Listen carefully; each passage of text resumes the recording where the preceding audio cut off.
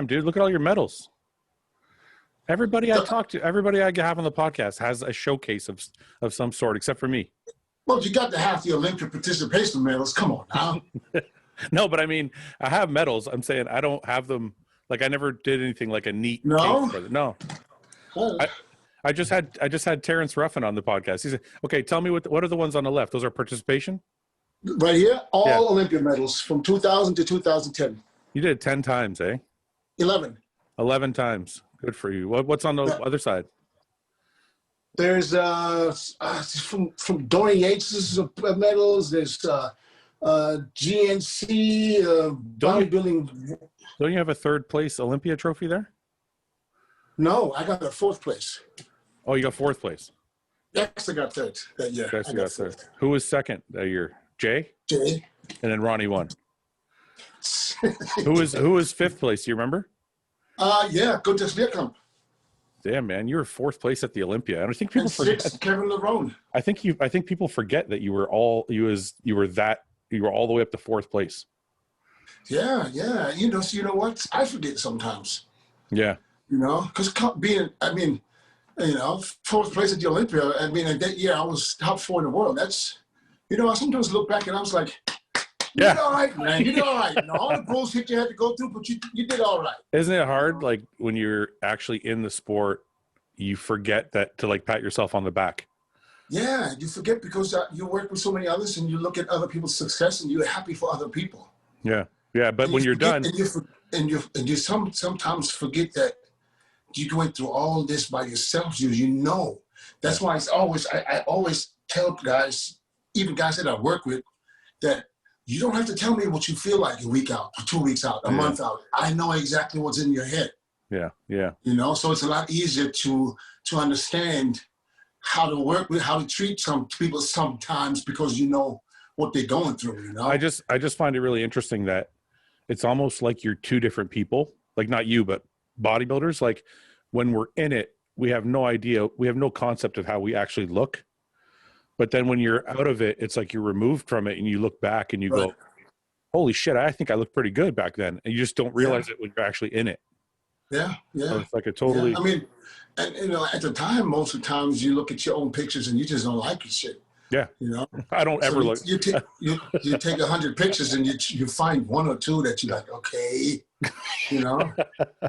But then 10 years after retirement, when you look back, you weren't really that bad. You were just weren't happy, but you weren't really that bad. So I guess the pictures that I didn't like 15 years ago, I can look at them today and I can see, see what was going on.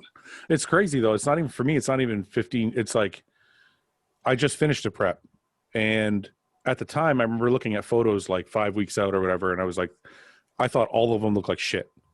Yeah. And right now I look back and I'm like, I was a lot better than I thought I was. Yeah. So but you know what? I prefer that than people that think they look better than they really do. Yeah. So I'd rather somebody says, I don't like myself. Yeah. Because once you get cocky, and you don't have the right to, that makes it even worse, Yeah. So you've been retired for how long, Dennis? 10 years in September. Doesn't seem like 10 years, man. 2010 Olympia, I said, peace out. And what are you? I did come back like 2012 for the Masters though, but that was just one day. Are you completely happy, satisfied, or is there ever a time where you're like, I wish I could still do it one more time? No. I'm completely at peace with myself.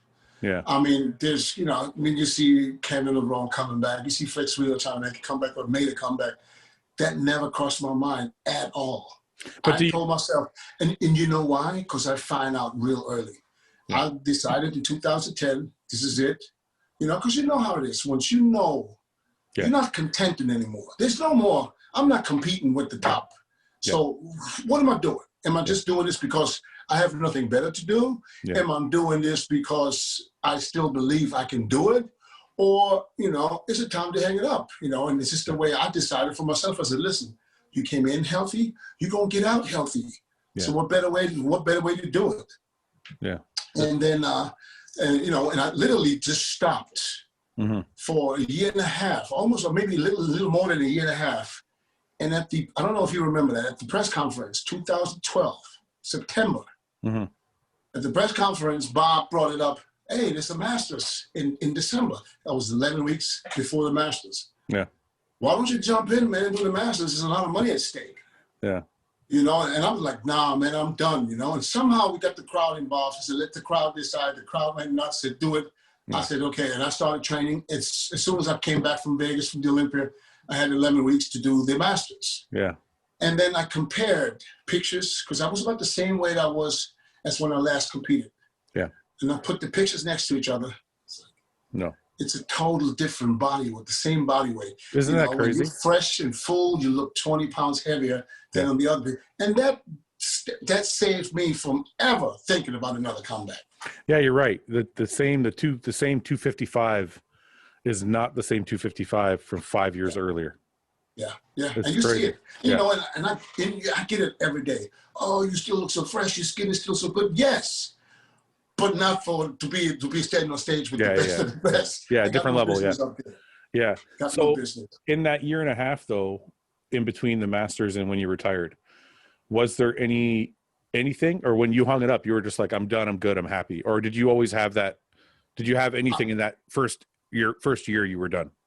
No, I completely stopped everything. Yeah. So for me, it was over. No more competition. There's no need for me to run gear to do anything. Yeah, yeah. Not even TRT. I didn't do anything. Really? Totally. How did you? Cold turkey. How did you go? Cold turkey. How were you able to function with like zero test? How'd you get your own test back? I tell you, you know what? And I've done this until 4 months ago. Yeah. I kept doing it. Because I said, listen, you know, my test levels totally low. Yeah. But I didn't have any symptoms. Yeah, yeah. So I didn't feel like, you know, I mean, I can always sleep. It's not like I'm tired, but I want to turn on the TV, I go to sleep. Yeah, yeah. But I didn't have like, you know, because I remember when I did blood work once and the doctor really asked me, you get emotional easy? Because you have the test level of a fucking 6-year-old girl. That's why. Yeah. I said, no, you know? Yeah. And then, I did some research. And, you know, I know low test level is not healthy. Yeah, yeah. You know? But I kind of want to protect myself from myself. Yeah. Because here's the thing. You saw me. I didn't lose weight. Yeah. I didn't crash. Yeah. I didn't look like I'm off the gear. Mm-hmm, mm-hmm. You know, I just trained, you know, not even close to the intensity that I used to do, but I just trained and I ate my meals, you know, and I stayed big for 10 years. Yeah. If it wasn't for my shoulder surgery and for my broken wrist last year or 2 years ago, I would probably still be 260, 265. Yeah, yeah. Because that was my normal weight. Now I'm 240. This is my weight with 3 meals. Yeah. And you know, I try to bring it down to 220. It's not possible. Yeah. You're only eating 3 meals a day right now? 3, 4. On a good day, I get 4. And you're still holding 240. And you look great. 240. And you're not on...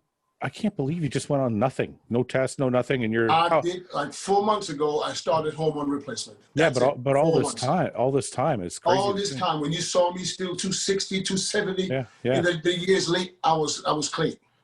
What about nothing? No GH, no nothing? I did GH one time for a couple of weeks. But no, I didn't. I was so... I was tired of remembering to do something. Yeah. You know, for me, it was always, after shows was always a good time where I can just stop all this shit because I was tired of poking my shit. Well, that's what I was just going to say. That's funny because the people listening are, you know, a lot of young people listen and they're excited about doing gear. They don't realize that at our level, the worst thing in the world is having to do the gear. Like I can't, the last 4 weeks before a show, I'm like, I'm just like, I can't wait till this is over so I can stop doing shots. Yeah. And I would be I was like this all year, even in off season. Yeah, I talked to Branch about it. Branch said to me that he was always 100% with his food and with his training. The only thing he wasn't 100% with is he would forget to do a shot here and there. Yeah. And I'm the same way. I would get it ready, and then I'm like, I just don't want to do it. And it would go like 2 or 3 days, and I would forget to do it. And so weeks. I said tomorrow. Weeks. I remember when I was Milos can confirm this because he was trying to behind me to make sure I do my shots. Yeah, I was like, I was missing left and right. Yeah, He had to literally come and give it to me because I stopped. I don't poke myself. I didn't like it. So I didn't want to put nothing in the ass. I never put nothing in the shoulders. So I always put it in my lats. But somebody had to do it for me. Yeah, yeah. So unless somebody's doing it, it's not getting done. Yeah. Did you ever? That's crazy that you said that. I always felt like wherever I put it, that muscle functioned the worst, and I never ever did my lats. And then one year, a long time into my career, I'm like, you know what? I'm going to start using my lats, and I started using my lats. And then, probably 3 months or 4 months after I started using my lats, I tore my teres major. Really? And I don't know if it's related to the shot. Yeah. But my back it could be, but not necessarily. I just believe that whatever you use the glutes. First of all, you create too much scar tissue. There's no more striations. You see nowadays, where do you see striated shoulders? Yeah. You know already. If somebody comes with striated shoulders, you know he's not blasting his shoulders. Yeah, yeah. You know? And that's just why I did it for probably 10 years. The last 10 years, I did nothing but the lats. And this, what it does is, it helped me to get the lats that was flaring on that part. Yeah. You know, because you get that little bit of scar tissue. There's nothing you can do about it. Of course, yeah. Yeah. But, you know, who expects striations at the side of your lats? So, yeah, that's true. Yeah, you're right. So what about, were you genetically a big guy before you started? Because yes. Okay, that's why. So when did you start bodybuilding? 1992. And you were how old? 26. Oh, you started late. Yeah. Why? I didn't know that. Why so late? Yeah. I did. Let me go back. I did started training one time when I was 19. I started, how old was I? Yeah, 1985. Mm-hmm. I started in March, in March, and I competed in October in the junior show and won the overall. I had no idea what the hell I was doing. And then stopped immediately because I couldn't go through the German nationals because I wasn't German. Back then, there was no international championships. Yeah, yeah. So I stopped. It was a 6 months thing, and that was it. Were you? And then I did not train until May '92. Sorry to interrupt. Were you taking any gear at that time? Or were you natural? No. So you're totally natural at that show. Nothing natural. Yes. Okay. Was there any pictures? Is there any photos online? You see them pictures with my curly long hair, kind of. 1 second. What year was it? 86. I got to see this. 85 or 86? Let me see if I can find it. Hold on. Let me see if I find it. Wait, I got it. I think I want to see if this is it. 1 second. It's the most muscular, and one I'm down on my knees. I'm not on my knees, on the side. This is 94. Okay. No. This is 94. That's look at that hair, though. I didn't know you with hair. Bro, I had hair like go down. Oh wait, this one right here. What's this one? Exactly. That was me natural after 6 months of working out. This is you natural? Yes. Fuck, Dennis. This is nuts, man. I kid you not. This is me natural. This is crazy. And there's another one. There got to be another one, the most muscular. Yeah, maybe I can find it. But that's insane to think. And you're 19 years old here. Yeah. Okay. So now, see, I like that because now it makes sense now that how old are you now? 54, going on 55. You're 54. You still look amazing. I mean, that's a testament to genetics because if you look like this at 19, I gotta give it to my parents though. Yeah, man. I mean, if you see my dad, he just turned 81 a couple of days ago. If you look at him, you'll never believe he's 81. Yeah. So after that, you stopped bodybuilding. Then why did you start again? Because it was $100 bet. I'm already in Thailand. I'm living in Thailand. I went there 1990 on vacation, 2 weeks. I ended up staying 15 years and ended up basically with a career as a pro, as an Olympian. I came back from Thailand. Yeah, yeah. So what happened was, we used to go out every night. You ever been to Thailand? No.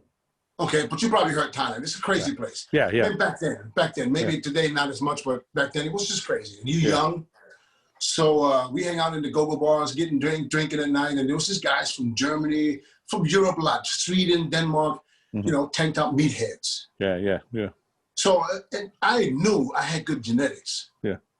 So one night, half drunk, or maybe not even half drunk, totally drunk.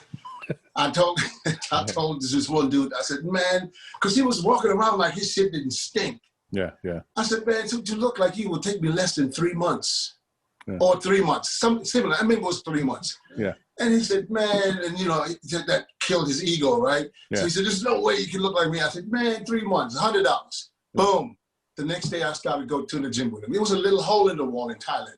Yeah. That's where I started training. And 6 weeks later, he paid me. Oh, fuck. I was just doing what he was doing. Yeah. In training. I had no idea. I didn't really have any experience. Did you start taking anything or no? Not in the beginning. It took, listen, that was 1992. I started this. And that was May 92. October 93, I'm on stage at the Universe. Yeah. In England. Yeah. The original NABA Universe. Yeah. And that show, I took 1 Dagger and 1 Suster a week. Like that was my first cycle, my first ever cycle. People still don't believe me to this day, but why would I make this shit up? Yeah, I don't. Yeah. You know, what benefits do I have by telling people I got 4th at the Universe with a Suster and a Dagger a week? So you were training. So you were only training for a year before you did the Universe. A little over a year, yeah. Yeah, because so you started in 92, and then you're on stage the Universe in 93. But let me tell you how I got there. I didn't plan on competing. Yeah. I was basically training, and I won the $100, and I kind of like working out. So I was just literally training to look good at the beach. Because we went to the beach all day, hung out, and then at night we went out to the clubs, right? So that was my thing. And one day I'm at the beach, and there's this guy from Germany. And I didn't know him at that time, but I met him there. And he says, he looked at me and says, hey, man, in German, what show are you getting ready for? I said, I'm getting ready for the Go-Go Bout tonight, man. What you talking about? So he says, because he was a very close friend to, at that time, the world president of the NABBA. NABBA, yeah. Klaus Hoffmann. So he's also from Germany. He said, man, I want you to meet him. So I said, all right, next time I'm in Germany to visit, I'm going to stop by and I'll meet him. Yeah. And it was about May 93. May 93, I'm in Germany to see my parents. And I call this guy. I meet him up in Gießen. He brings this guy. He comes in with a VCR back then still. Yeah. Tape. Yeah. And he puts the tape in. Now, I was already buff. I was about 225. Yeah. Lean. 230. Yeah. Off. Yeah. So he puts his tape in, and on the tape is Mustafa Mohammed. You remember that guy from Jordan? Yeah. He had just won the 1992 European Championship, World Championship, and Universe in 1 year. Okay. So he puts the tape in and shows his routine and looks at me and says, would you be able to compete with him? I thought he was joking. I had no idea. I said, yeah, of course. So this is a true story. I couldn't even make this up. Yeah. So he says, with this, I invite you to compete at the Universe. Now, keep in mind, I'm American. I'm not German. He's the world president, but also the president for the team in Germany. Yeah. He said, all I want you to do is I want you to compete at our Night of Champions, they call that show. This is like the qualifier for the national team to go to the Universe. Yeah. And then if you are good enough, we'll bring you along to the Universe. I said, what time do you want me to be there? That's exactly what I said, because I still believed he was bullshit. Yeah. So after he left, I told the guys that he was joking, right? Mm-hmm. He said, no, man, he's serious. And I remember saying, man, I'm going to get back to the gym. I'm in Germany at this point, so I need to go back to Thailand because that's where I was training. Yeah. And I remember I had a friend from Italy. His name is Gian Piero Colucci. He was the only one I knew who was a competitor in Italy before. Mm-hmm. Had a nice body, and I kind of looked up to him because I thought he knew what to do. So I asked him, how do I diet for a show? He said, turkey, pasta, pineapple. Sounds so stupid, but I swear, I ate nothing but turkey, pasta, and pineapple as much as I could. There was no measuring how much. As much as you could. He didn't tell me you have to cut your carbs. I was just eating as much as I could. Yeah. Pasta, fucking plate full of pasta, pineapple on top, mix it, and turkey. Yeah. And that's what I ate for, I don't know, from that time, June, all the way to October. Yeah. I had striated glutes. I had cross-striated triceps. I had all that stuff that wasn't really famous back then. Yeah. Only thing I didn't have was a posing routine, because how the fuck do you pose? Yeah. You watch the videos and stuff, but you don't. I said, listen, you know what? I was a break dancer. Yeah. I said, I'm just go there and pop lock. This video's out there. There. I did the qualifier, the German Night of Champions, which was the qualifier for the national team. So I basically just went there, and they weren't judging me. They just let me compete with them. Mustafa Muhammad was the guest poser that day. Yeah. So they basically, I did my competition with the guys. They asked for more. I had to come out 2 more times, do my routine, because I was pop locking. I tore that whole roof off the building. And then they brought me along to the universe the following week. Now, keep in mind, I'm representing the United States. I have never met anyone in the United States. Bob Gruskin was the president. Yeah. And he just passed away not too long ago. Bob Gruskin, you probably heard of him. Yeah, yeah. He was a NABA president. So I literally, Joe DeAngelis, does it ring a bell? Yes, it does, but I don't know him, but I recognize the name. He was also on the American team, and there was a few others. So when the universe started, and they brought all the teams out, so I was walking with a team, and I had no idea who these guys are. They didn't know me, I didn't know them, and I was the only one that placed. This was basically my first show. Yeah. And I got 4th. Dennis Francis from England won the universe that year. And you got 4th. I got 4th. Eating turkey, pineapple, and pasta. And that motivated me in 93. I got 4th. It motivated me. I said, I'm going to come back next year. And I came back in 94 for the very same show. I got 2nd. Yeah. And then I came back the 3rd year in 95 and won it. 95 Night of Champion or 95 Universe? NABA Universe, 1995. I want to see if I can find that. You'll find it. You'll find my posing routine too. 1995 Universe. Dennis James posing routine. Holy shit! I got 96.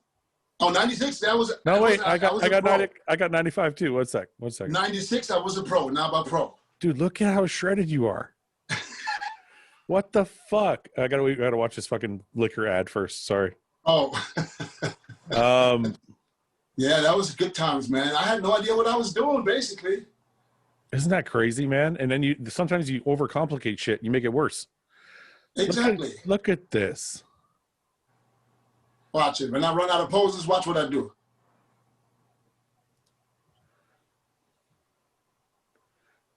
I wonder what this sounds like. One sec. I'm gonna turn the mic.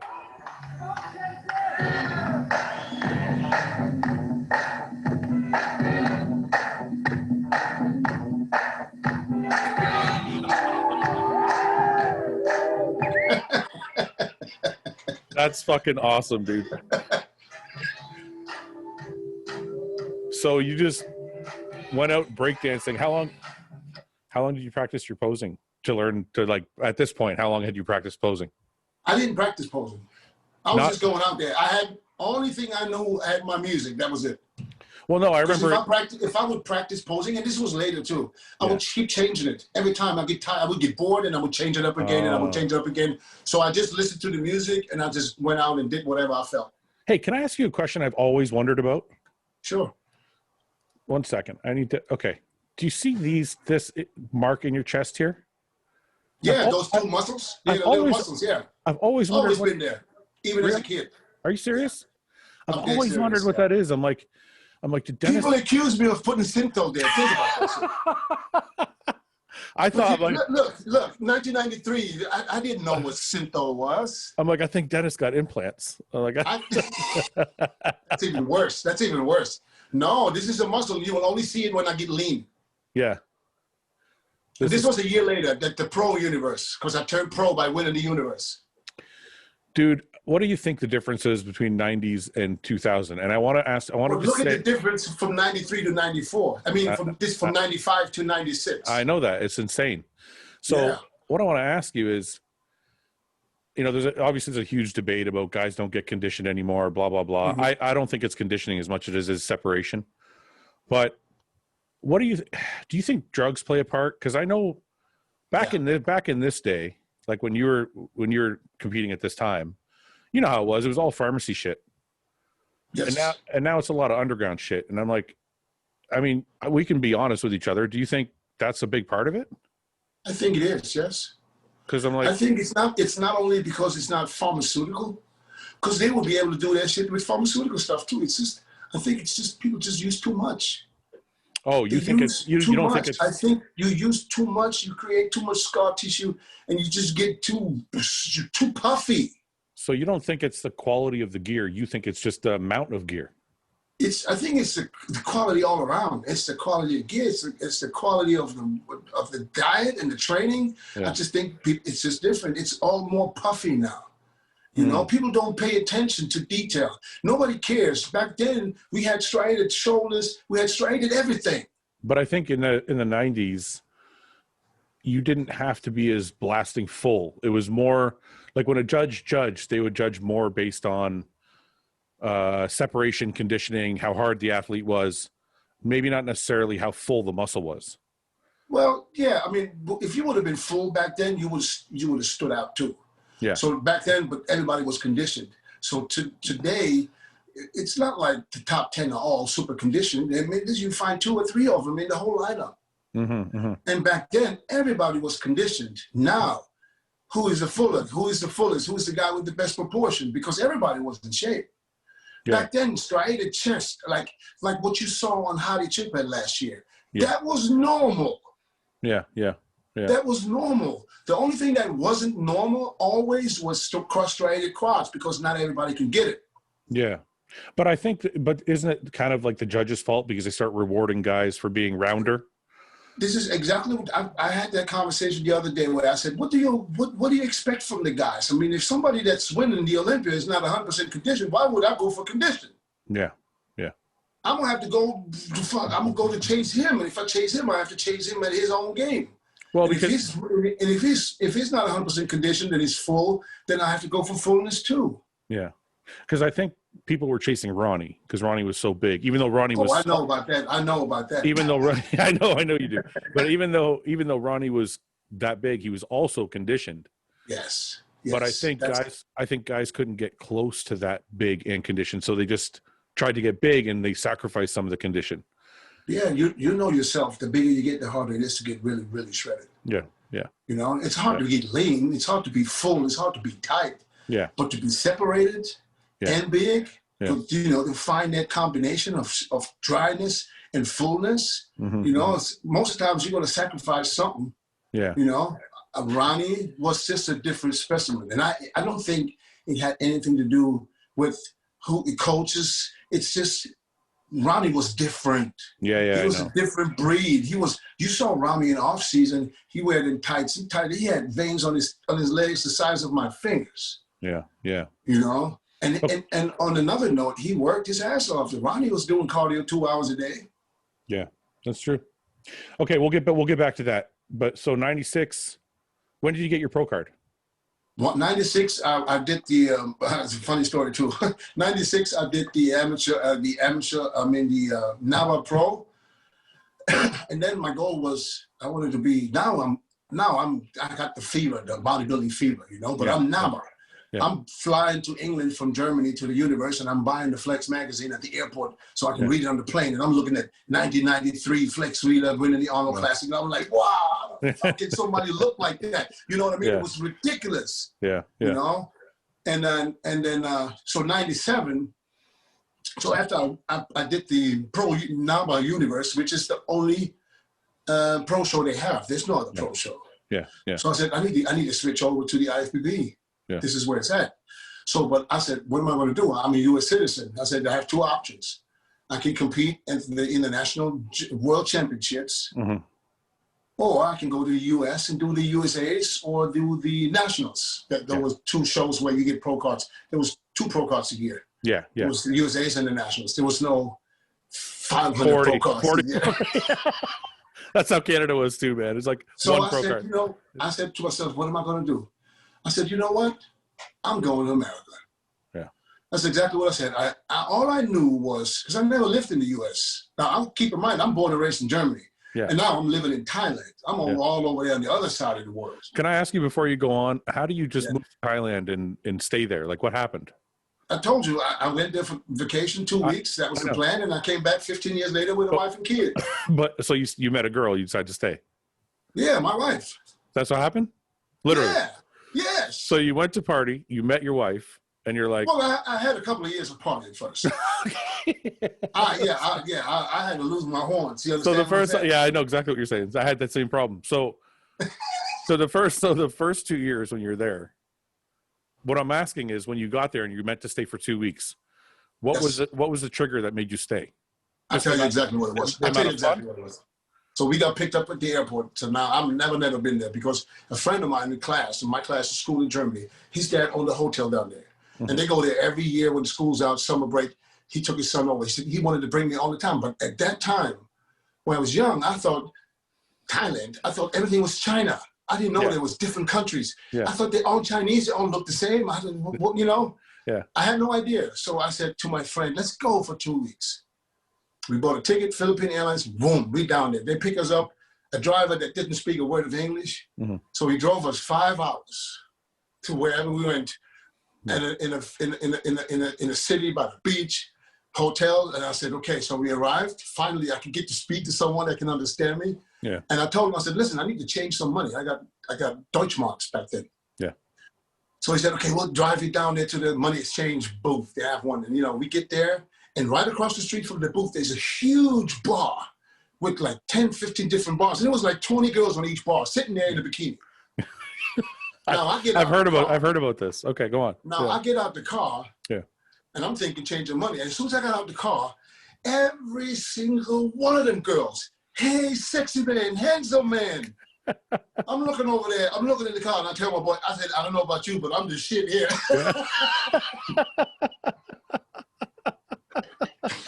Changed some money. I went right across the street to the bar. Yeah.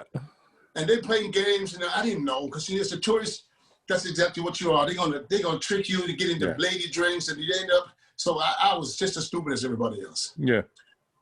But it was fun, It was fun, So we had a good time. But after a while, especially when I started bodybuilding, now it's a different lifestyle. There's no more partying for me. But what I'm saying is that fun? Was that fun? The trigger? You were like, I gotta stay. To stay? Yeah. Yeah. Yeah. I was young, I was young. There's nothing that told me you got to come back. I was going to stay until I didn't want to stay no more. What did your parents say? You're like, I'm fucking staying in Thailand. Nobody cared? My parents didn't know me. What do you mean? I'm a one-man band. If I'm going, I'm going. I'll be back whenever I'm ready. And your parents were cool with that? Yes. Seriously? Yes. Wow. Actually, my parents, they came to visit almost every year after that. Really? Yeah, I got married over there. Dorian Yates flew in, Dexter, Curly Top. They all came to my wedding in Thailand. How did you, that's one of the questions. I know we're getting away from like your history. We'll get back to it. But I always want to ask you how you managed to, I was always envious of the way you networked with everybody and had made so many friends. And like, you were kind of the guy in the IFBB. You weren't winning Olympias or anything, but everybody kind of knew you and came to you. And how did that happen? Why you? I don't know. I guess it's, for me, what you see is what you get. Yeah. I was born and raised in Germany. So it's a little different from the U.S. mentality. Be straightforward, Yeah. So if I tell you something, I tell it to you because this is how I feel. Yeah. I can't sugarcoat or be nice to you when I really want to tell you you're a fucking idiot. No, you understand what I'm saying? I mean, it's not. Yeah. I can't talk bad about you, and then you walk into the room and I'm like, "Hey, man, it's so good to see you." Yeah, yeah. That's a mentality that I never understood. And a lot of people that get to know me, they get that shock factor sometimes because I was like, "Wow, I'm just telling straight," because that's the way we do it. That's the way I was brought up. Yeah, and maybe that's what it is. Because, like I said, I'm honest. I'm straightforward. Sometimes I regret the way I say things because, in America, I had to learn that sometimes you want to express yourself a little differently, not to hurt people. Yeah, be more diplomatic. Yeah, but sometimes I had to tell people, listen, don't ask me if you don't want to know. Yeah, that's true too. You can't ask me, so please give it to me straight. What do I look like? And I said, you look like garbage. You can't tell bodybuilders the truth. But I am, and that's why I think they somehow understand it. Because at the end of the day, if you ask someone, you really want to know what I think. Okay, so do you remember? Maybe it's my personality. I don't know. Yeah, because I know like you were kind of the guy. Everybody knew you, and I just always like, oh, this is pretty cool. Anyway, so going back, you moved to America. Yes, in 2007. And this is after, obviously, you met your wife and everything. Your wife comes with you? Oh, yeah, we've been married forever already. We moved back to Germany first. We moved to Germany in 2004. Wait a minute. You didn't move to America to 2007? Yes. Yeah, but when did you join the IFBB? Like, when did you get into I come to the Olympia. I would fly in from Thailand. Do you remember they used to put on the screen Dennis James, Thailand? No, I don't. Everybody thought because I'm Thai. That's right. So, okay, how did you get into the IFBB, though? What show did you win? All right, that's what I'm telling you now. Okay, so 1997, I said, I want to be in the IFBB. So I said, I'm going to take the USA route. Yeah. I bought myself a ticket. I flew in from Thailand, Bangkok, Taipei, LA. All I knew was Los Angeles Airport, Gold's Venice, Marina Pacific. Yeah. You remember the hotel? Yeah, I think so, yeah. The Marina Pacific was the hotel where they had kitchens and for bodybuilders. I never stayed there. Right on the wall. Yes, I stayed. That's all I knew. And the Firehouse. The Firehouse was the restaurant right around the corner. Yeah, I know Firehouse. So I had a flight. I made a reservation at the Marina. No, I drove to the Marina Pacific in a car, in a taxi, and I booked a room. It wasn't even cheap. Yeah. And then I asked the front desk. I said, "Where's Gold's Gym?" So I knew it was somewhere in the area. And they said, just walk 2 blocks down this way. Yeah. What I didn't know is that the US block is fucking a half a mile or a mile, So I walked all the way to finally found Gold's. Now keep in mind, I'm in the NABA universe. Yeah. And in the pro universe, I got second. Yeah. So I don't know, but now I'm coming to the Gold's Gym, I felt this big. Yeah, yeah. When I walked through the door, I'll never forget that. The first one that walked past me was Paul fucking Dillette. Yeah. Bro, I exhaled so fast. Yeah. Put your arms down a bit. Now keep in mind, this is 1997. The only person I knew was Gary Stridham. Yeah. And I knew Gary from Thailand. Mm-hmm. Gary was with me on my first date with my wife. Okay. So that's how I knew Gary. And Gary lived also right across the street from Firehouse on Main Street in a little apartment. So I said, Gary, who do I have to contact in order to join the NPC? Yeah. He said, John Lindsay. So he put me in contact. He gave me a number of John Lindsay. First thing before, I'm walking to Gold's, right? And I'm walking there and I felt like, I didn't want to swell up or nothing. I just wanted to be nobody. Yeah. So I started training a little bit, I get my trick, and I guess, Rico McClinton. Yeah. He approached me. He was the one. He said, who are you? Where are you from? Yeah. And then I said, I'm so-and-so, live in Thailand, and, I competed in NABA. He said, hey, you walk into this door? He said, you IFBB, so don't even tell anybody. Yeah. Yeah. I didn't say anything, so I basically got the number from Gary. I called John Lindsay. I'll never forget the conversation. I said, "Hello, John Lindsay. This is Dennis James. I would like to sign up for NPC membership." Mm-hmm. He said, "Okay. Where do you want me to send the membership? The forms to?" I said, "Thailand." I remember. First thing he said, "What the fuck you doing in Thailand?" But we made it happen. I remember I paid $40 for my NPC card. Yeah. And that was early. It was May or June of '97. So I went back to Thailand after that trip, and then I came back in October. No, not late October. A little bit before October for the nationals, but for my first NPC show, which was the Border States Classic in San Diego. Okay. That was like 3 weeks before the nationals. Mm-hmm. It was actually a qualifier for the next year's nationals. But wait a second. I thought you could only compete in the NPC if you lived in the USA. Why? That's if you're American? Yeah. If you're American, you don't have to live in the USA. Oh, I didn't know that. No. Okay. Anybody can compete in the NPC. I have a girl from Indonesia here right now. I know now the rules are different, but I thought back then you had to live in the US. Okay. No. Okay. No. Anybody can compete. It doesn't matter where you're from. When it comes to the USAs and the nationals, they said you need to be a U.S. citizen. Okay. Which I was. Nobody's ever asked me. Why? How are you a U.S. citizen? My dad is American. My dad was in the service station in Germany. Oh. And my mom's German, so my parents still together. Okay. So the year I was born, there was no dual citizenship. So they had to make up their mind. It's either or. Yeah. So they decided for American. So I got American citizenship. I didn't know that. Okay, I had no idea. Okay. Okay, so I come back. Basically I prepare myself for the Border States Classic. Now, I knew that I didn't tell anybody about the number. Yeah. So I just said, I signed up. Novice. Okay, I'm novice. So I signed up for novice. Yeah. And I drove. I remember I didn't even know how to get to San Diego. Back then, I had no credit card. And back then, you cannot get a car with cash. Yeah. So there was another friend of mine, not a friend, but somebody I met there who was a friend afterwards. He said, I'll go with you. I have a friend who has a rental car. You can give him cash and $200 extra deposit, and he'll give you a car. So we drove up to San Diego, right? Mm. And we get to the Pacific Highway, whatever hotel it was.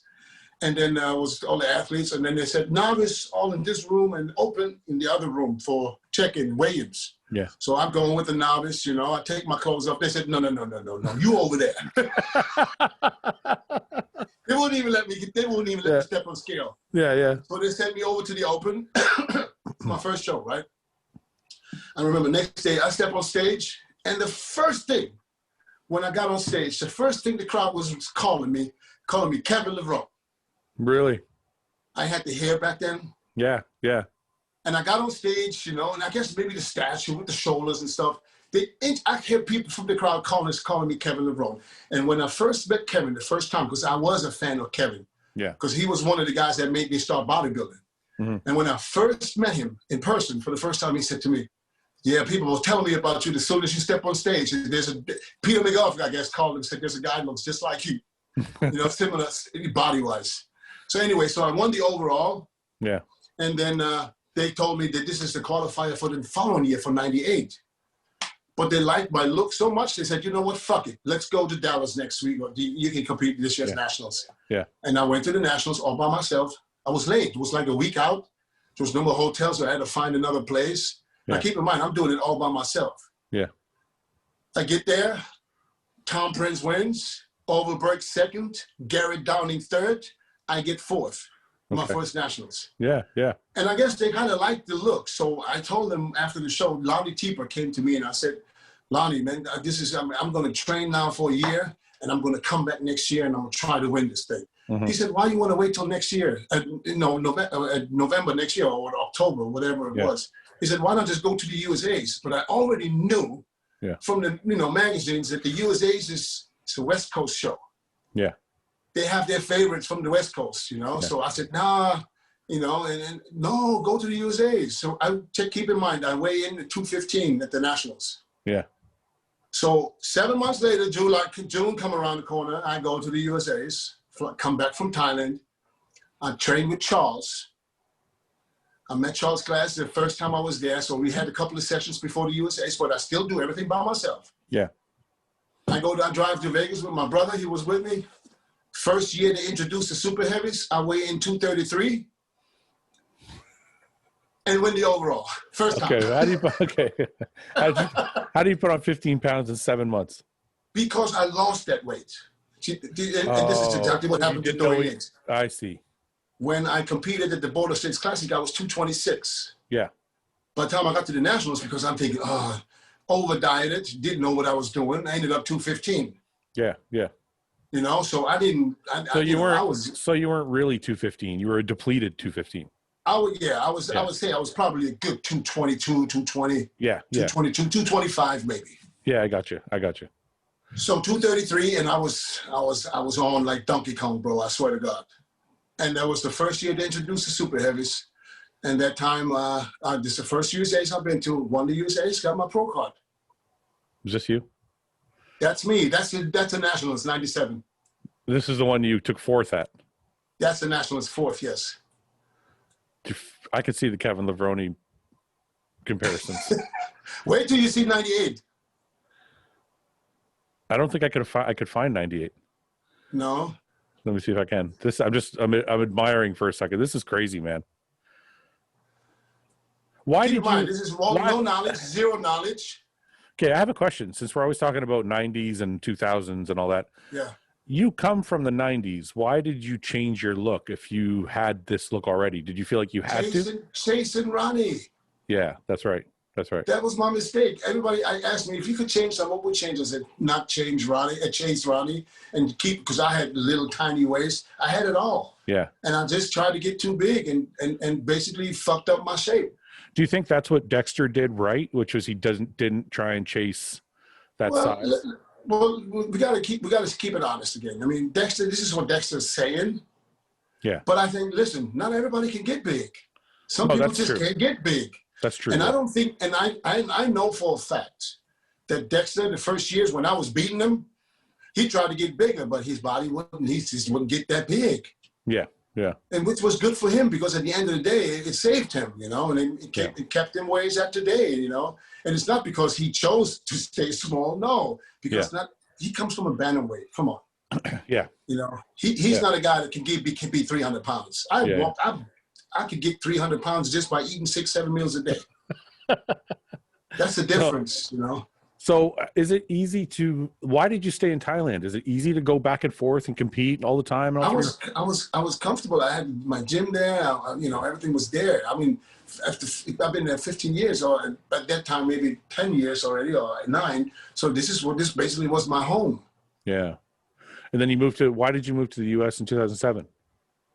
Because my wife wanted to move to the U.S. We moved back from Thailand to Germany in 2004.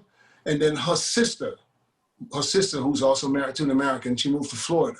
Okay. And, you know, and back then my wife she'd never been to the U.S. She thinks, a lot of people in the world think U.S. is this is the paradise. Everything in America, the land of opportunity. They don't know it's the same bullshit as everywhere else. Exactly. So, but they don't know. So everybody wants to come to America until they see America. It's like, oh, this is the same shit. There's more homeless people here than anywhere else. What you talking about? Yeah, yeah. You know? So it was her decision. She wanted to move. So I said, okay, let's go.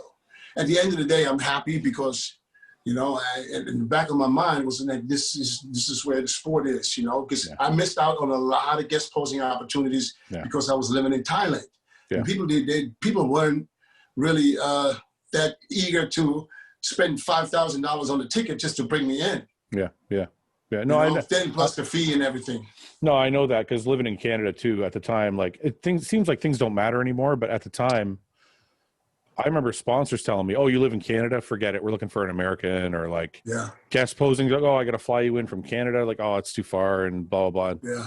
So it did. I was lucky. I got contracts even in Thailand. I mean, Joe Mia signed me back in 1999. Yeah.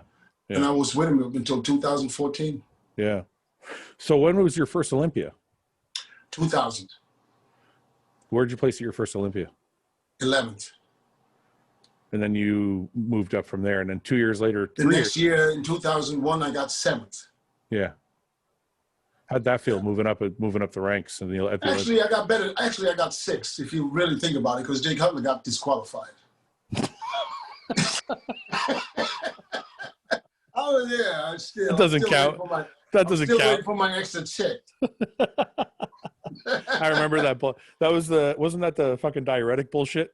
Yeah, no, it wasn't 5 diuretics. No, I know, but wasn't. That was the year they tested for diuretics. Yes. Yeah. And Jay said, "Fuck it." He went in with 5 different ones in his system, and beat the system still. Well, that's Jay, man. He's the golden boy. Yeah. So, did it feel good moving up the ranks at the biggest show in the world? Because you moved up all the way to 4th. Absolutely, because once you get to that point where people talk about you as a threat, you're going to look in the mirror and say, wait a minute, these people think I got this. Yeah. So now I was like a machine. I was like a machine. You know what I'm talking about. It was bodybuilding 24/7. You couldn't talk to me about anything else but bodybuilding. Yeah. And getting better and coming, you know, because who was the first guy that came out with progress pictures? Who started this? Here. Yeah. Me. Was it you? That was me. It was nobody else was doing progress pictures. They didn't know what that was. I was the one because I'm in Thailand and I started this in 1999. Yeah. And before my first Ironman. Okay. Not 99, 2000 Ironman. So I said, I'm in Thailand. I said, how do I know? Because I knew, You know, because you hear from, you got to be in America. You got to be, the judges have to know you. Yeah. So I said, let me fucking upload pictures. Back then it was dial up. It took me 45 minutes to upload one photo. And it'd be great. You'd see like strips come up.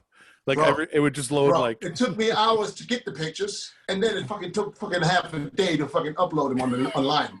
But I had the world talking about me. Yeah.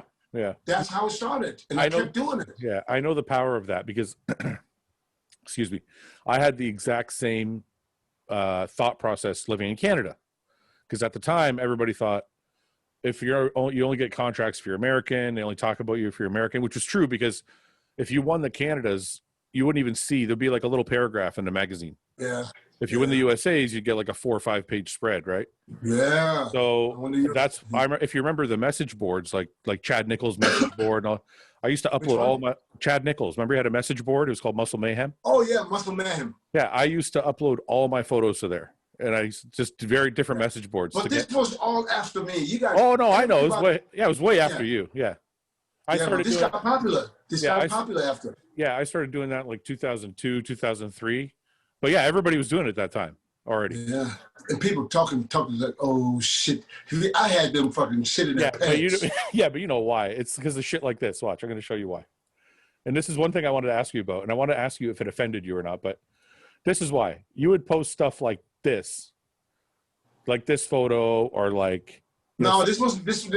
What I know. It's way later, but I'm just saying, like, you would post here. Let me do this. Dennis James in the gym. Dennis James in the gym. This is, people would see shit like this, and they'd be like, "Who the fuck is this guy?" Right? They'd be like, "Who is this fucking guy?" That's what they would say. And it'd be like, every year, Dennis James would post these photos, and look bigger and rounder, and people are like, "Dennis is going to win the Olympia." Yeah, and I remember, listen, even though I didn't win, but it helped me to get my name out. Okay, but this is what I want to ask you, and this is something I've always been curious about this. When you're this great, people gave you the nickname the in the gym Mr. Olympia, because you always looked like you could win the Olympia from these pictures in the gym, like pictures like this. Yeah. So. Well, yeah. What does that bother you, or is that a compliment to you? No, it doesn't. Listen. Things don't bother me at all. This stopped many years ago, where I realized that you got to build a really, really thick skin in this industry in order not to go stupid. I remember in the very beginning when websites started, MySpace. You remember MySpace? Yeah. And somebody says, nobody ever told me, say, hey, you got to be prepared. If you have success, you're going to have haters. Yeah. I wasn't ready for that. I thought everybody's going to love you. Yeah, that's right. Yeah. So, and at that time, I was still the crazy one. That's like, you said something stupid, I'm going online, I'm trying to find your address. That's what I do. I'm trying to find, nowadays, I can literally read stuff people say about me and laugh and keep reading some other stuff. Before, this would fucking bother me. Yeah. But I realized real fast that if it bothers you when you reply, that's when they get you. I know. They will not stop. What are you going to do? You can fight with people that don't even have a picture?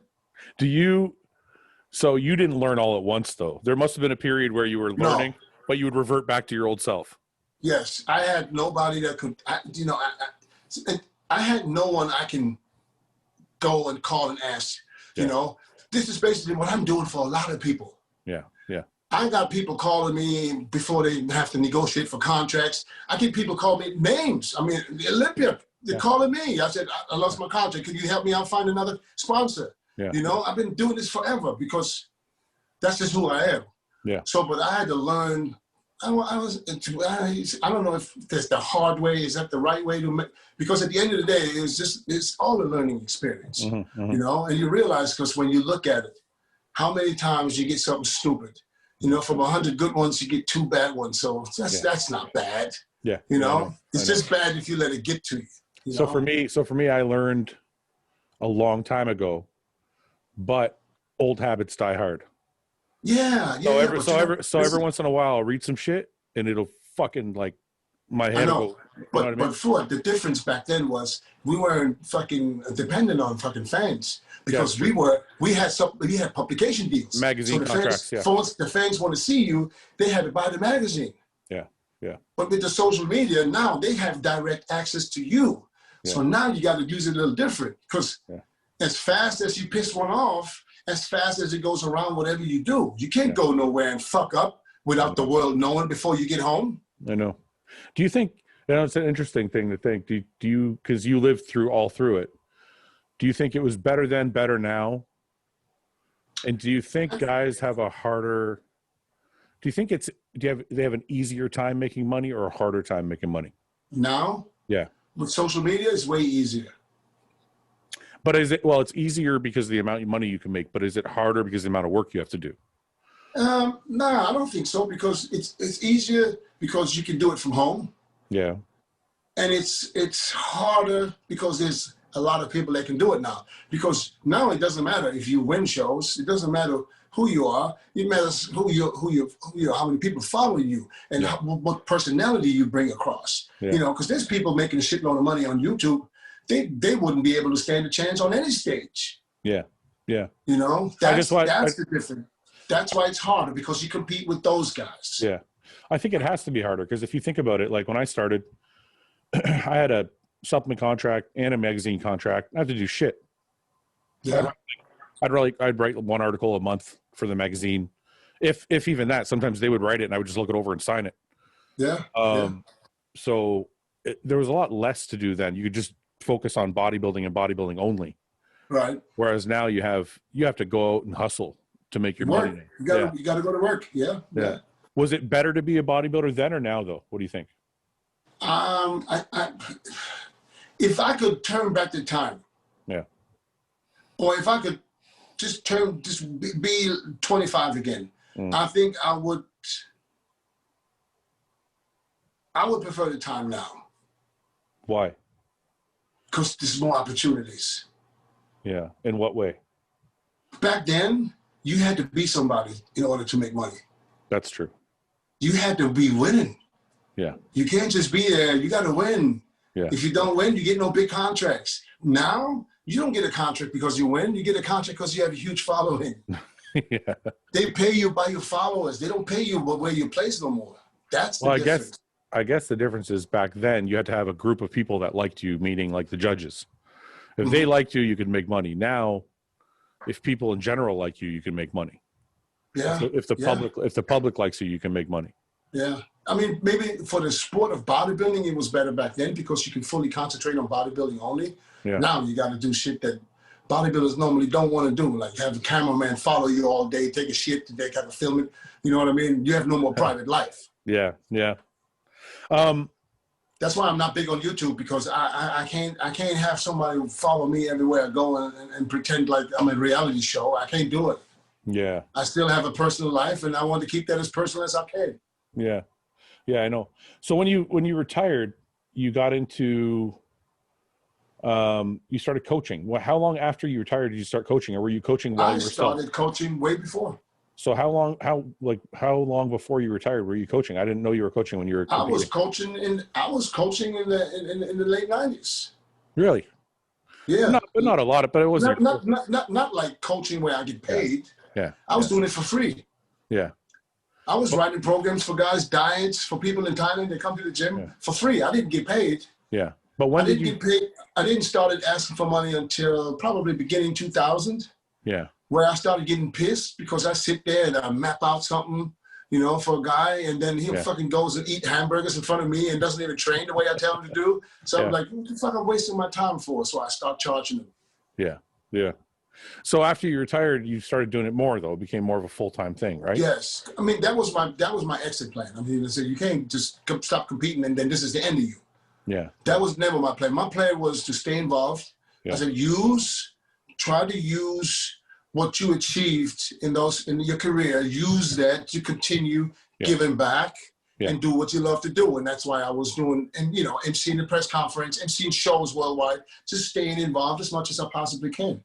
Yeah. Because I love the sport. It's just as simple as that. Yeah, it's funny. When I was talking about retirement with my brother, I was like, I think if I retire, I'm just going to walk away completely from it and go do something else. Like maybe I'll do real estate or something like that. Mm-hmm. And he said to me, you know, it'd be a real shame to have mastered something and become a, you know, reached such a pinnacle of it and then just walk away from it all and throw it all away. He's like, you have a lot to give back because of your experiences. You should stay in that circle. Yeah. It's not like, I think if somebody has a good career and then he just walks away completely, that means that you're not happy with it. You weren't happy. Yeah. And, you know, look at you now. You got a great podcast. You do a great job. You know, you're involved. You get people come talk to you. How many people would talk to just anyone? You know, it's not easy to get these guys online to talk to you. Yeah, no, I'm happy with what's happening. I think it's interesting how some people choose to just get away from the whole thing and never, like, there's some bodybuilders that you just disappeared. You never see them ever. Yeah. And then they try to, and then years later, when they realize that there's nothing else they can do, they're trying to come back and catch up. And that's not happening. Once you're gone, you're gone. Yeah. Yeah. You know? So more importantly, I want to get you on because your biggest client physically and in stature is Ramy, who is not I know you don't do his nutrition, but you help him in a whole bunch of other ways. Are you doing his training or just helping with posing or just kind of staying on top of him or like? Well, I do a little bit of everything. I mean, Chad is the nutritionist. I'll just do it. I'm just here, his friend. Yeah. Someone that he can trust, someone that where he knows I want him to do well. And whatever he needs, he gets it here. We train. Yeah. You know, we'll do cardio together. I do the cardio too. So it's not because of him. I do it anyways, you know. Yeah. So, but he knows, he feels at ease, you know, and this is what he needs. I know exactly what, I know it for many, many years. Yeah. And I know he's not getting what he needs because at the end of the day, you know, bodybuilders, it's fucking very simple. Yeah. You just put it together. It's very easy. Yeah. You know, but and I think he's doing really well. I think he responds very well. So when did he get to your house? 2 weeks. So 2 weeks ago. So he stays at your house for 3 or 4 weeks before the O. Well, no, we're leaving tomorrow for Orlando, so it's going to be actually 2 weeks, and then we'll have 1 week in Orlando. Okay. And you run him through all his poses and everything. How's Ramy doing? I do the mandatories because pose routine. I mean, yeah. How is he looking? How's he doing right now? I think it's going to be without a doubt the best Ramy we've all seen ever on stage. But we keep hearing that every year, and I'm waiting. Yeah, I know. I mean, I've never said it the last 6 years because he wasn't with me. So you didn't hear it from me. Yeah. I was only the one that said it in the beginning when I told people that something big is coming. Trust me. Yeah. And they saw what happened at the New York. That was the very first show. Yeah. You know, and after that, I never said anything because I never saw him. Why do you think Ramy gets such a hard time from everybody? Because I don't know why. And this is exactly what I thought about earlier. When you have success, you have more fucking critique and haters. But he has so much more than everybody else.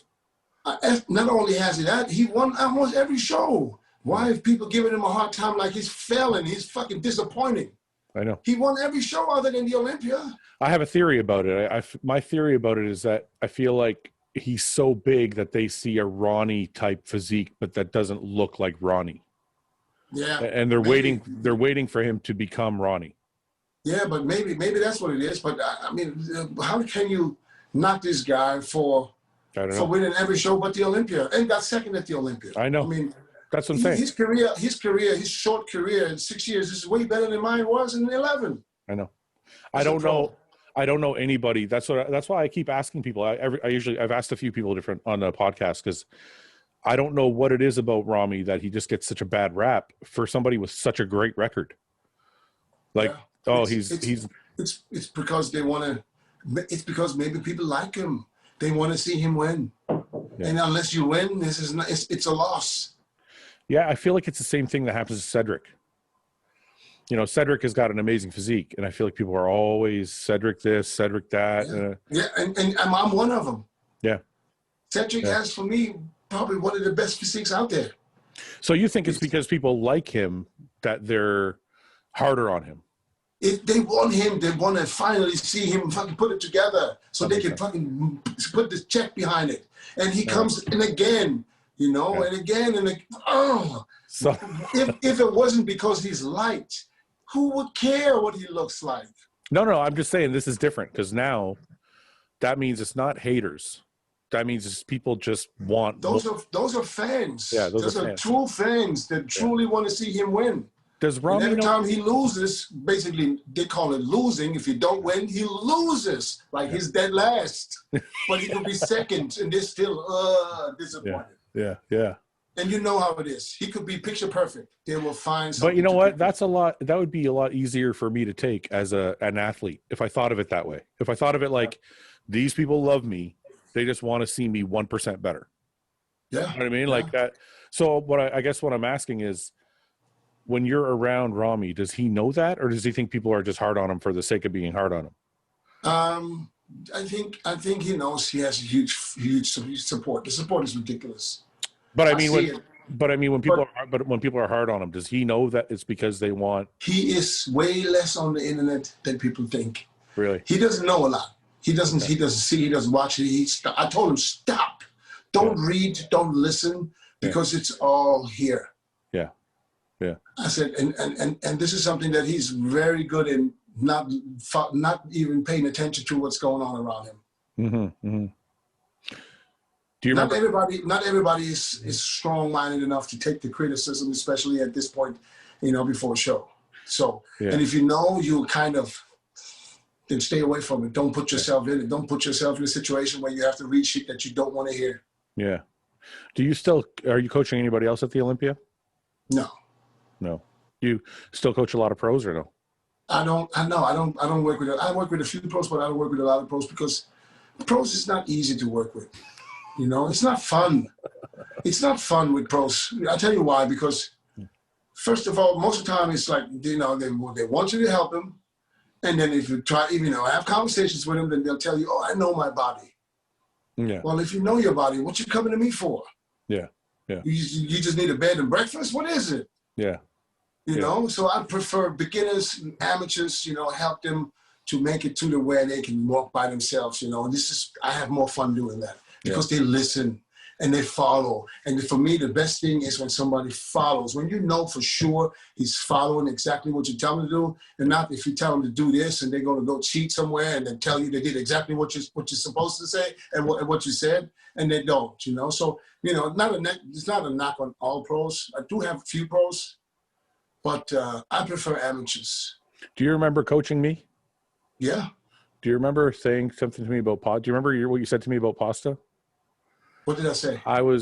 You had pasta in my diet, which off season. No, we were prepping. It was in the beginning of. No. Brown rice pasta. That's different. Yeah. Brown rice pasta. It wasn't like regular. Yeah. That's brown rice. Yeah. I know. So I'm doing brown rice pasta, which I still eat, by the way, to this day. Okay. So I'm doing it, and you're like, have a cup or something like that, and then I think I had chicken with it. But I don't know if you asked me to send you a picture of my meal, or I might have posted it. And I was putting pasta sauce on it, and I was putting more than I think I was putting a lot. And I think you emailed me or called me, I don't remember. And you're like, "What do you think you're at an Italian restaurant? What the fuck are you doing?" I was like, "You said to have pasta. You're like, you can't have that much pasta sauce. What the fuck are you doing?" I was like, "Okay." Yeah, but this is for all the people that listen to this brown rice pasta. It's made out of 100% brown rice. Yeah, I still eat that, by the way, because it digests to swallow, right? Yeah. Well, it digests way better too. Yeah. So, and then later on in that prep, I remember. By the way, that's the most shredded I've ever been. We did. You look fucking unbelievable. No, well, I looked like shit because I think I threw up like 3 times the day before. No, you didn't look like shit. No, I didn't look like shit, but I mean, I wasn't full because of how much I'd thrown up, but I was shredded. Like shredded. Yeah, you were shredded. I think that was right here in Phoenix, wasn't it? No, Dallas. That was Dallas. Branch Warren beat me. Dallas. Yeah, that was Dallas. But I know it was in Europa. I didn't know it was in Phoenix. I remember. You were probably way over. You were already not going on stage. You were at the point. Remember, I was laying backstage. I remember. And I was shivering. I think I was laying on the floor shivering. I remember. And I was like, I don't think I'm going to go on. And I think you tried to convince me And then you kind of gave up because I was like, I don't know. And then my wife came and she knelt down next to me and she's like, they're going to call you a pussy if you don't go on stage, and you're forever going to be known that way. Yeah. And I was like, holy fuck, she's right. So I got up. Yeah, but then you got on stage and you acted like nothing happened. It was, I think it was adrenaline. When I got on stage, I was fine, right? Yeah, and you look fucking awesome, man. I don't care what nobody says. I remember what happened. Who? You got second. Branch Warren beat me, and it's funny because I remember Brian Dobson, who is Branch Warren's friend, told Summer, because they were sitting in the audience together because they know each other. He told Summer, he's like, I think he's got him beat. Meaning like he thought I had Branch beat, because Branch was a little bit off that show. But I think at the end of the day, Branch out-muscled me because I was kind of flat and he was, he's a lot bigger than I was. So I think Branch out-muscled me. So he probably deserved the win. And then I beat Johnny. Johnny was third. So I think you should have won that day. A few people have said that. And okay, yeah, I was biased, of course, but no. But looking at it, I remember, I felt that Branch got a little hometown bonus there. Yeah. One more thing.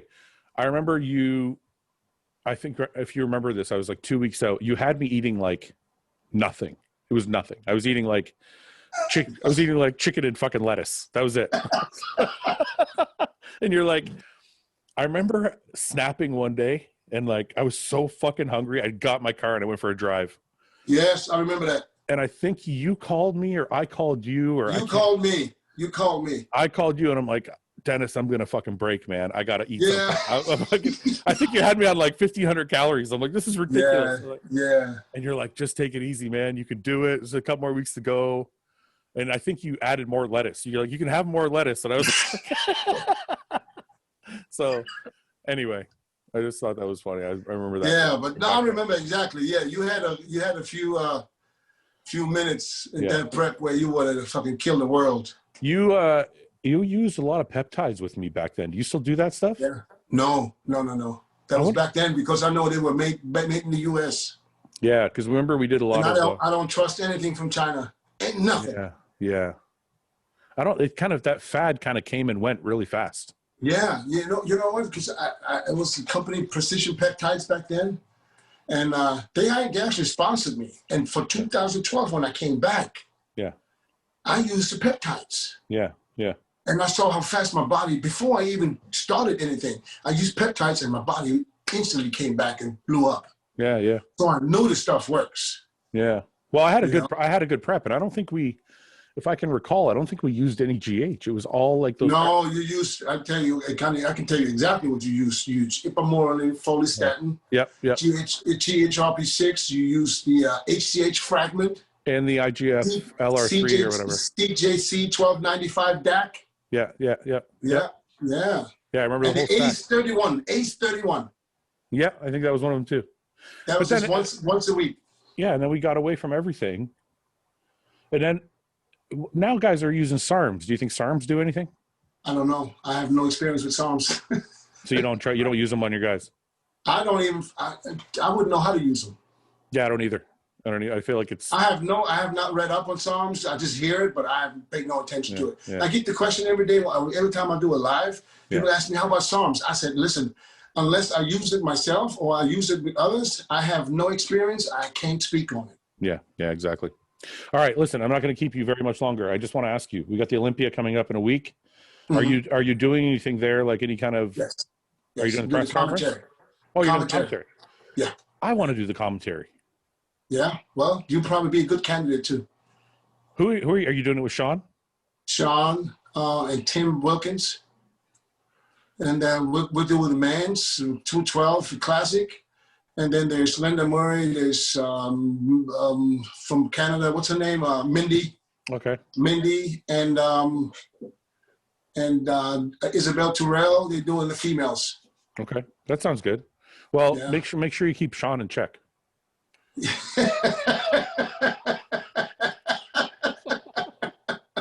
don't want to. Let's make sure he doesn't mix up the guys from Canada. Let's make sure he doesn't shit on all the athletes the whole time. Yeah. Let's make sure. Yeah. No, I won't. I won't do that. Where do you think? Okay, I just want a quick rundown. What do you think the top five? Who do you see, and where do you see them?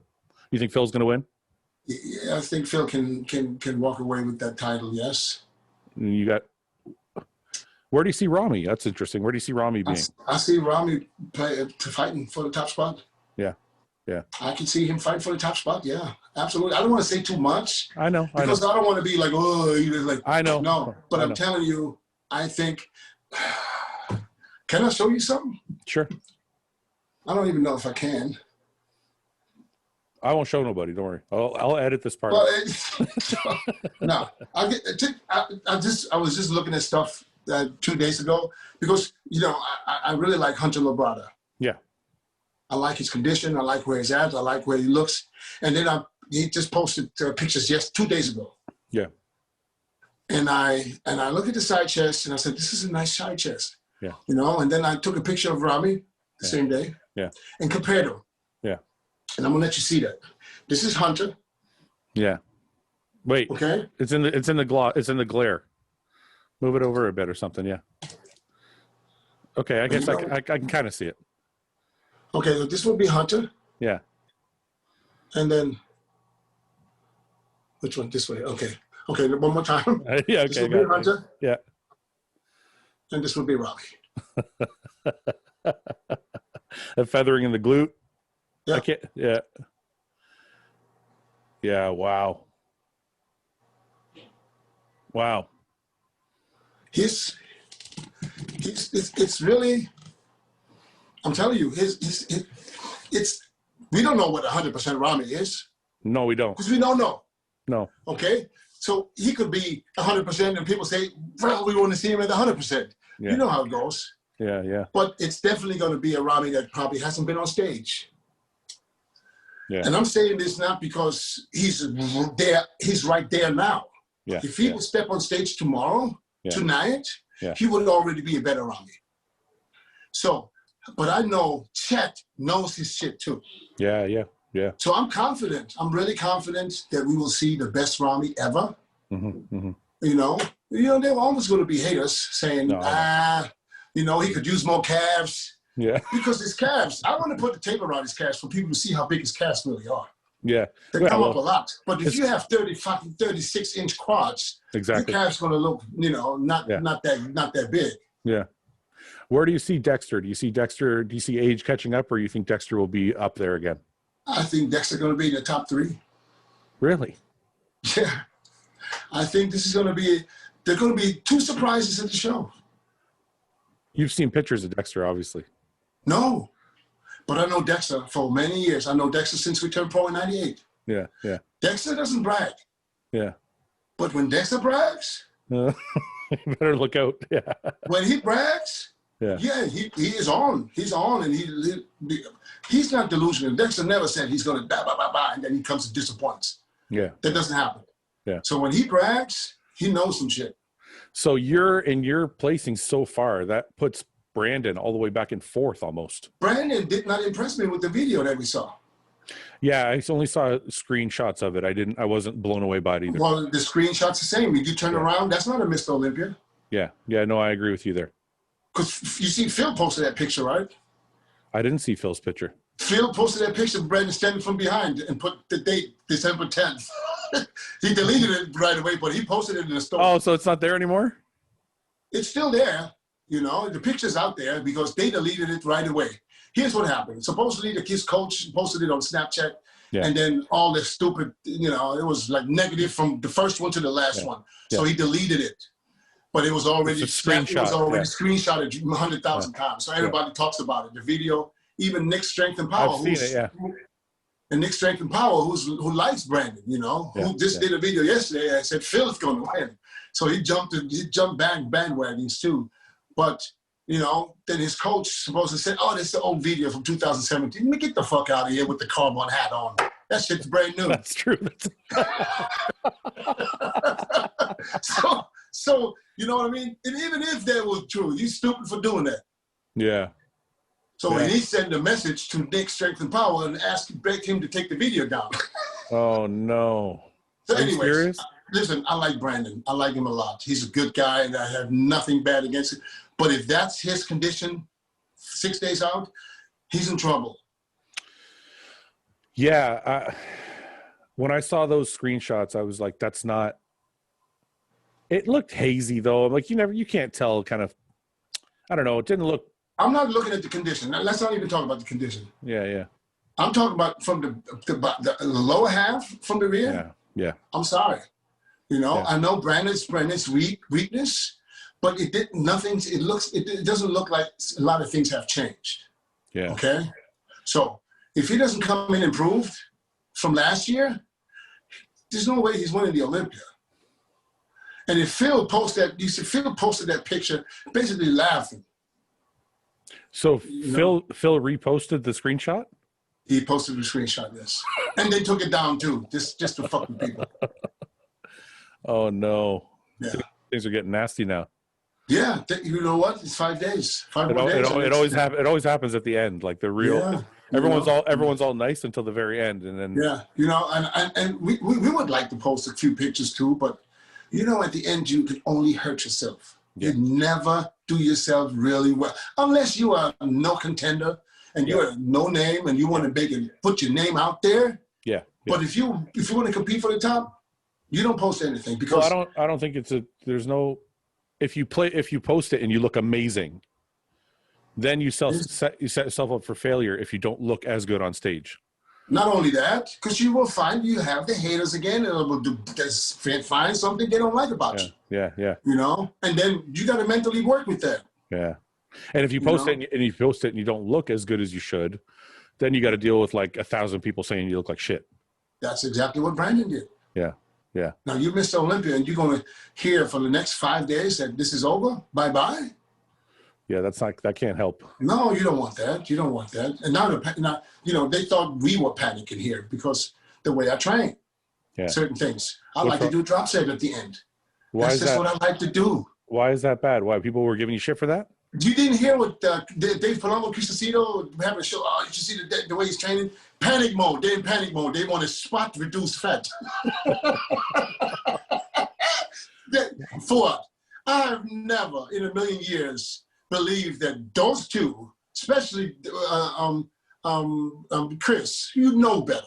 Yeah. All this shit you guys done in the past didn't work.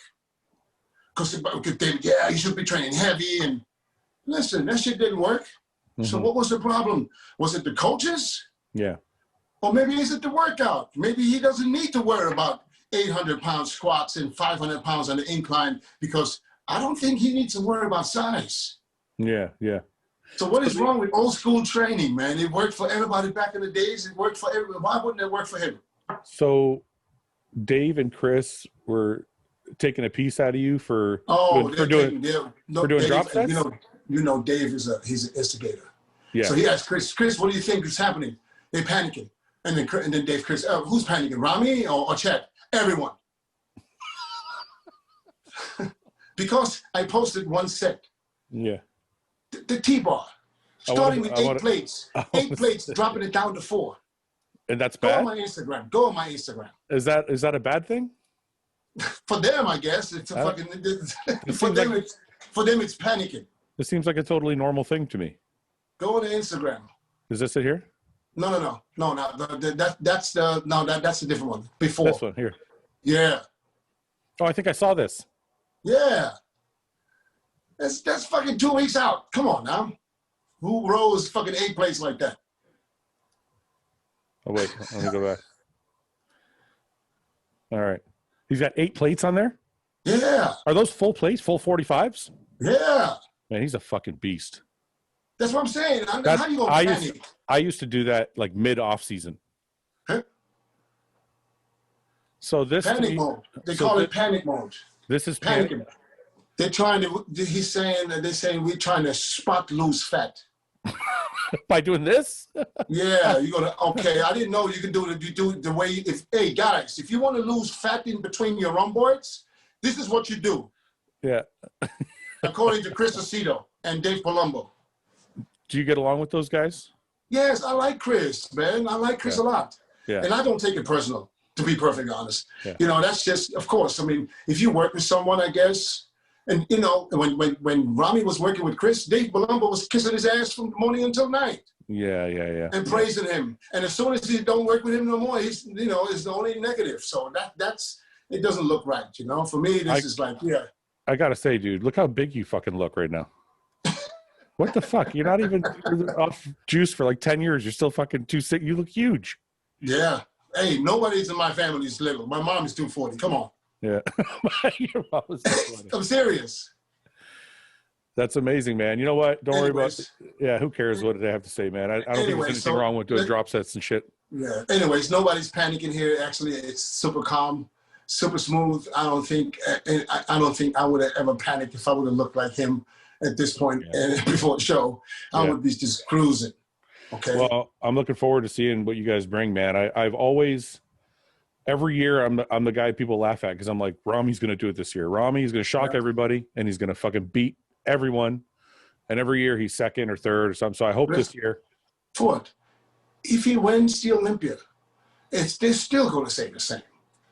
There's always going to be people that are going to talk shit. Nobody's going to say he was 100%. Yeah. Because what is 100%? We'll never know what 100% means. No, the new thing I hear now, it's not that he's not 100%. The new thing I'm hearing now is, his legs are too big. So it's like there's always going to be something. Like if he wins the Olympia, they're going to be like, his proportions are off. His legs are too big. His legs are too big. He's too nice. Yeah, all that shit. Yeah. Let him, at the end of the day, listen, he is the only bodybuilder that won every show other than the Olympia. And he's still getting shit from people because they fucking hating him. Yeah. Simple as that. Yeah. And some of the outlets, they hating because he's not coming on their show to give him more fucking clickbait. Because the funny thing is they talk trash about it, but every fucking thing they post, they use a picture of him to get people to click on it. Yeah. You know what I mean? And at the end of the day, they say that's their job. I like Chris Aceto, Dave Palumbo, he's an okay dude, man. He talks a lot of shit. We know that. That's just who he is, But at the end of the day, whatever they did before didn't work, And a lot of people say that he looked great in 2013 and 2014. Yeah. So why not go back to doing what you did back then? That's when you worked with him, isn't it? Yeah. Yeah. Didn't you got him ready for New York, didn't you? Yes. Yeah, that's when he looked his best, I think. The second New York too in 2014 and the Olympia 2014. I thought he looked, in all fairness though, I thought he looked pretty good when he worked with Chris. Ramy always looks good. Yeah, He sucked. No, but I mean, when he came out super flat. But I mean, like as far as all the versions of Ramy, the two that stand out to me are New York, and the time he worked with Chris. Well, Chris was one show in Spain. Yeah. Yeah, was that one it? show where he looked good. But at the end of the day, Ramy always looks good. It doesn't matter who you work with. Yeah. It's just little things that go wrong, at a certain time where you can't blame a coach for that either. Because if you work with someone, you can't figure this person out in 2-3 months. Yeah. It's going to take a show or two. Well, especially when he's that big, because I think we've talked about it on numerous times on this show. The bigger a person is, the harder it is to. It's like the harder it is. Somebody equated it to landing a plane. The bigger the plane is, the harder it is to land. Yeah. So it's the same thing. Ramy's being as big as he is, it's going to be harder to manage that peak. So well, anyway, listen. I appreciate you coming on, Dennis. It's been nice talking to you, and I really, really hope if you give Ramy my best, I hope he fucking wins this weekend. I really do. I believe it, Dylan. Thank you, man. I appreciate it. And always, if you want me on that show, man, just let me know, man. I do. We'll do another one. We'll do like maybe we'll do like a full Q&A and people can just ask questions. There you go. Knock maybe them down. We'll do one after the Olympia. Maybe we'll have something to talk about. Let's do it. Okay. Well, maybe we'll do a wrap up or some shit. Exactly. Okay, man. All right, brother. Good. Take care, my man. Be safe. We'll talk soon. All right. Bye-bye. Okay, brother. Bye-bye. Thanks for watching. Please subscribe, share with your friends, and like the video. And if you get a chance, check out the description for all the different links to all the different places you can find Hostile and myself. And lastly, check out hostile.com for our new line of supplements and all of our apparel and gear. Thanks again for watching.